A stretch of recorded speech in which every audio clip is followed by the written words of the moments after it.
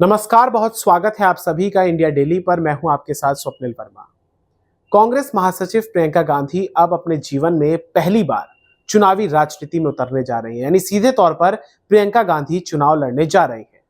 चुनाव आयोग ने बीते दिन काफी सारे जो सीटें हैं, जिसमें 48 सीटें हैं कम से कम विधानसभा की, और जो विधानसभा चुनाव होने वाले हैं महाराष्ट्र में और झारखंड में, उन तमाम सीटों को एक तरीके से उन तमाम चुनाव की घोषणा की है। लोकसभा की भी कुछ सीटें हैं इसमें। अब इसके तहत जो केरल की वायनाड लोकसभा सीट है, आज हम उस पर फोकस करेंगे। केरल की वायनाड जो सीट है, उस पर जो चुनाव लड़ने जा रही हैं वो है प्रियंका गांधी। और प्रियंका गांधी कौन है ये आप सभी जानते हैं, बताने की आवश्यकता नहीं है। प्रियंका गांधी कांग्रेस पार्टी की महासचिव हैं। लगातार आपने देखा कि किस तरीके से राहुल गांधी जब भी चुनाव लड़ते हैं, या कांग्रेस में जो महिला प्रत्याशी होती हैं, या जो आपने जितने भी विधानसभा चुनाव है उसमें आपने लोकसभा चुनाव के दौरान भी देखा कि प्रियंका गांधी जोर शोर से जो चुनावी अभियान में उतरती हैं। एक तरीके से लोकसभा के चुनाव के दौरान भी आपने देखा कि अमेठी और रायबरेली में उनका मुख्य फोकस रहा, वायनाड में उनका मुख्य फोकस रहा, और अपने भाई यानी कि राहुल गांधी, जो कि इस समय लोकसभा में नेता विपक्ष हैं, उनके समर्थन में उन्होंने बहुत सारे प्रचार अभियान भी किया। लेकिन अब समय आ गया है कि खुद प्रियंका गांधी भी चुनावी मैदान में उतरे, और एक तरीके से कांग्रेस पार्टी ये स्टेटमेंट देना चाहती है मोदी सरकार को भी, एनडीए सरकार को भी, कि इस वक्त हम भी मजबूत हैं, और एक और बड़ा चेहरा अगर संसद में आता है तो इससे निश्चित तौर पर जो इंडिया अलायंस है, इसको काफी ज्यादा मजबूती मिल सकती है।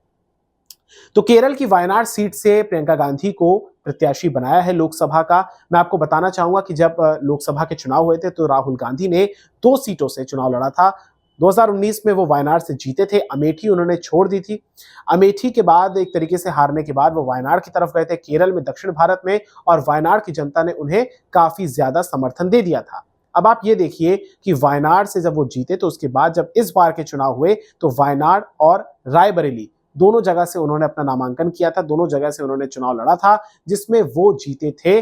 कहां से? वो जीते थे दोनों जगह से। लेकिन आप 2 जगह से सांसद नहीं रह सकते, ये नियम है, लिहाजा उनको 1 सीट छोड़नी थी, और 1 सीट जो उन्होंने छोड़ी वो छोड़ी वायनाड की। वायनाड के जो समीकरण है उसमें ऐसा है कि जो ईसाई वोट है, जो मुस्लिम वोट है, वो अगर एकमुश्त हो जाता है तो फिर एक तरीके से अगर एकजुट होकर वोट करता है तो इससे कांग्रेस पार्टी को ज्यादा फायदा होता हुआ दिखाई देता है, और ये वहां के जो डेमोग्राफी है, जो वहां के समीकरण है, वो इस तरीके से इशारा करते हैं।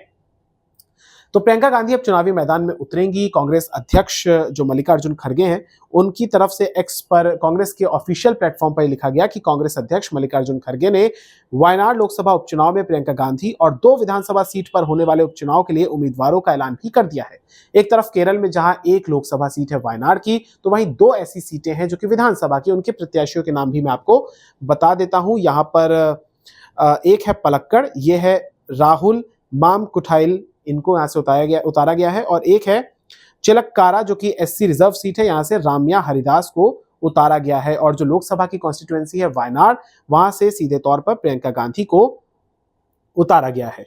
ये मैं आपको बताना चाहूंगा कि केरल की इन तीनों सीटों पर, चाहे 2 विधानसभा की सीट हो या 1 लोकसभा की सीट, यहां पर 13 नवंबर को वोटिंग होगी और 23 नवंबर को इसके नतीजे घोषित कर दिए जाएंगे। तो ये पूरा का पूरा मामला है कि एक तरीके से राहुल गांधी की जो बहन है वो यहां से चुनाव लड़ने जा रही है।